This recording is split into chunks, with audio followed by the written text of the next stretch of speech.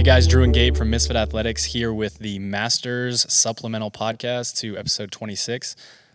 So we want you guys to go ahead and watch the Cycle 3 podcast. We know that you guys are invested because you're in, kind of a special group. So please watch that first. And for the first time now, we are going to talk about the Masters program specifically and how that differs from what is going to be on the regular blog and maybe a little bit of why. So topic number one, Gabe, tell us about the strength and Oli work. What's different and why is it different? Okay, so not too much is different. You're going to be doing similar movements in terms of strength. For the back squat, you're going to have some 5x5, but it's not quite the Texas method that we see a lot of progress with that, but it also has a pretty high demand on your body. So yes, sir.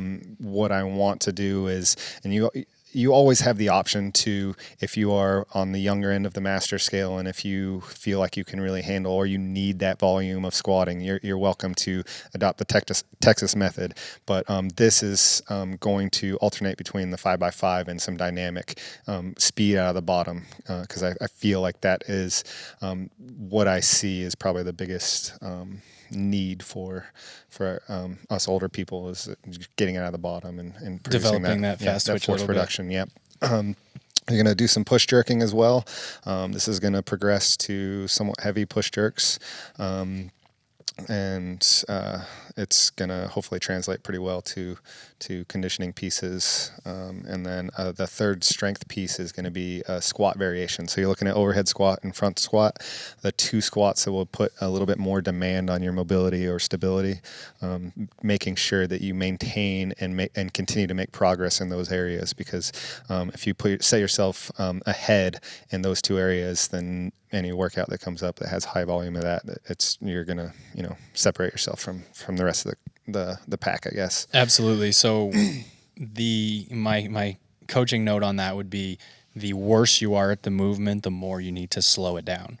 Yes. That's something that we see at every training camp in 2.0. There's a 1 rep max front squat. And there's just some people who are just in such a rush to get the movement done, and they want to know why they're not good at it. So it's that level of focus to say, I got to slow this down. And that's when you can mentally feel what's going wrong and fix it. Right. And so what we're doing is hopefully you were with us for the last cycle. We did a lot of that the last cycle, some pause squats, a lot of goblet squats, worked on our squat mechanics and really slowed it down. And like he said, let's not throw that out the window. It's not about just, free falling and just let's just move the weight.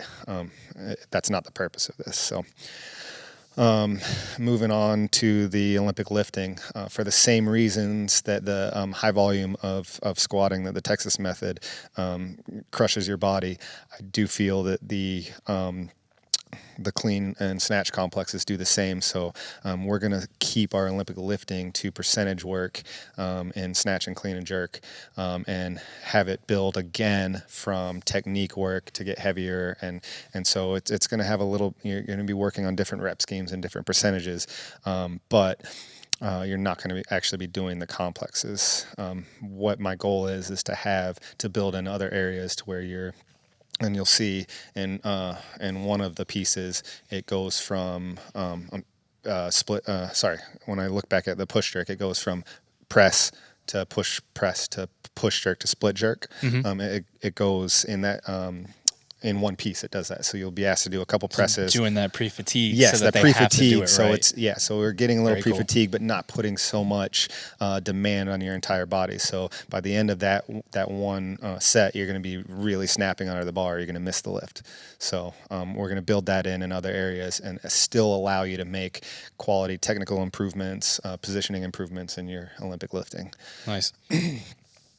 So we're going to lump these together. We've got traditional Metcon, interval work. So obviously we're breaking up the rounds or the AMRAPs, putting some rest in between, and everybody's favorite, bitch work. What is different in the Masters, and why is it different? So the biggest difference I think you'll see in the Metcons, we're still going to have a lot of focus on muscle endurance on those. So you're going to go bigger sets on those.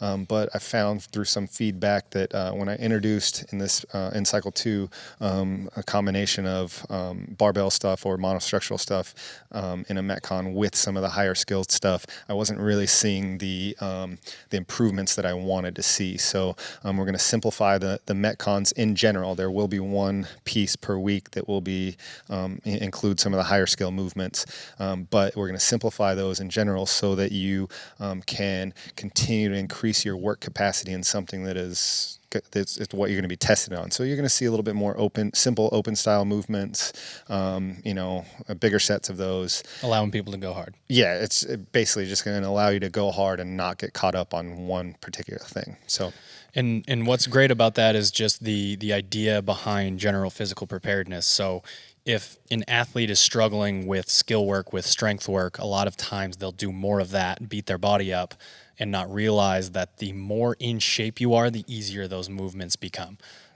We've seen it with Matt Fraser's Olympic lifting numbers have gone up without Olympic lifting. And if you are an affiliate member or an OG CrossFitter, you've been seeing it for a very long time. So really dedicate yourself to really keeping that GPP up, and those areas of weakness will improve. They always do. Right. Yeah. And you wonder why muscle ups are so hard when you're tired, but if you're less tired, they're less hard. So beautiful.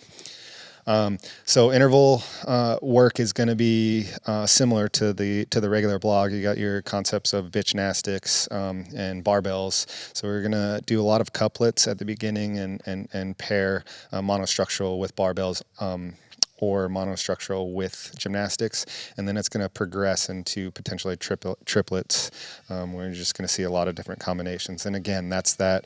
Let's throw caution to the wind. Let's get better at going really, really hard at something, getting ourselves really, really tired, and then hitting a smooth set of, bigger set of shoulder overhead or power cleans or whatever it is. So. Nothing too different there. And then bitch work is one of the things that as we're kind of moving toward the season, I really want to set you guys up with something that you can always refer back to in your training that says, hey, I've done this before, I can do this. And so one of the things that we're going to do is Metcon pacing intervals. So I'll give you an example of this. Ask if you're asked to do 3 rounds for time, and it's 20 calories on the bike, 30 wall balls, something else, a triplet, whatever, that Metcon pace on the bike has to be consistent. You can't go 1,200 watts on the bike the first round and then 200 watts the next 2 rounds, and you're just not going to do well. So we have to get comfortable at finding and keeping that Metcon pace. So we're going to work on finding that pace and repeating it, some shorter distances and then some longer distances, and the rest will vary in there. And so it'll kind of give you an idea of, okay, if I was doing this mixed with something else, would it be realistic for me to keep this as a Metcon pace? Right. So you're going to be learning a lot about that, and then we're going to really alternate between short, fast intervals. Again, I think that the fast twitch muscle stuff is something that we need to, the kind of all-out sprint stuff is something that we really need to focus on. So you'll have one of those intervals, and then you'll have options for the longer intervals. Yep. And with these energy systems, guys, it's very obvious how to work fast muscles and how to work slow muscles. You go slower for a longer period of time, you go faster for a short period of time. But that's so much easier said than done, especially if your weakness is the fast twitch side. But you have to force yourself to absolutely bury yourself alive in round 1, or it will not change from an energy system standpoint. It's never going to change if you're that guy who still has the overall least amount of time under tension by round 10, but your round 1, 2, 3, 4 were slow. You have to sell out there and be okay with your times being a little less. Now, there's other people, and I'm a perfect example of this. I'm on the other end of the spectrum. I need to dial that shit back and try to stay tough throughout the whole thing. So you need to know who you are as an athlete. But, if you want to get better at one of them, you got to stick to them. Yep. And last but not least, this is both of these are very important in the masters community, is the gymnastics accessory and the strength accessory. What's going on there? So I'm going to give you guys a couple options, and actually I'll go back at the end of this and talk about how you guys can pick pieces and what's going to be optional. But I want to offer two separate accessory pieces for those who know that, hey, gymnastics is what holds me back. I would have gone to the qualifier, I would have gone to the games if I only had this gymnastics movement, or if I was only consistent Every in year. this. Yeah, it happens all the time, and it's like, because of the way that the qualifier is set up, and because of the points carrying over, it's so important that you minimize those. So if there's that gymnastics, if it's multiple movements, whatever, you'll have the option of working on those. And this is going to be similar in a lot of ways to the regular blog with different rep schemes, but it's going to be repeatable sets under time, stress, accumulating volume there.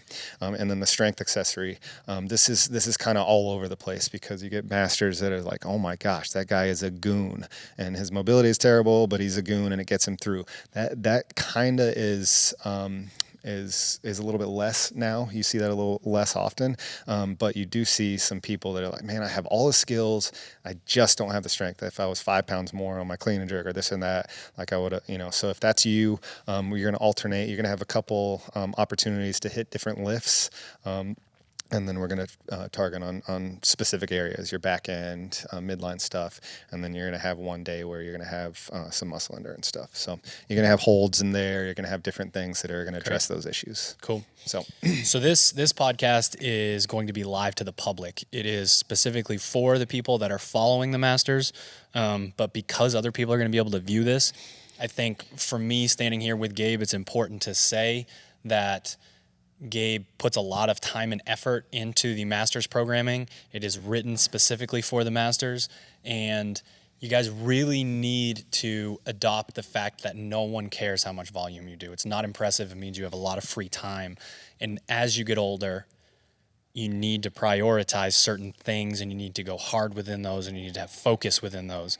So if you're listening to Gabe and saying, well, I want to do the complex, I want to do this, I want to do that, take a full step back and evaluate where you're at, because we have some incredibly high-level athletes following this program, and they've just decided over, a few months now of negotiating that they're just going to take that full step into the Masters program. They're going to give it everything they got, and they're seeing really good results. They're, qualifying for Wadapalooza and all these different competitions. So, from my point of view, Gabe deals with other people in the Masters Facebook group, which is a perk of, if you sign up to do the Masters programming. But, it's really important for you guys to understand that stuff.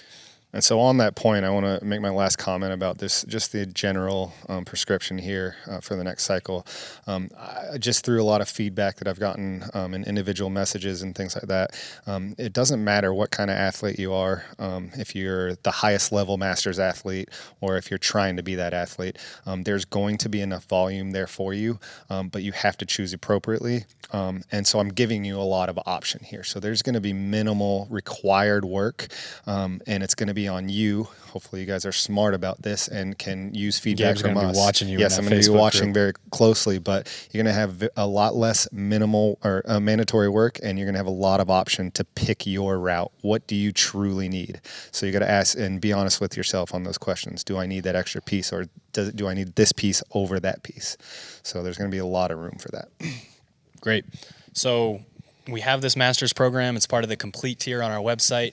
If you want to be part of it, sign up for the complete tier. You get put into that Masters Facebook group, and that's where you're going to be able to have the feedback to say, Gabe, I need you to think about this when you're writing the programming, or I need you to create a video of teaching. Once you sign up for the program, you become part of that community.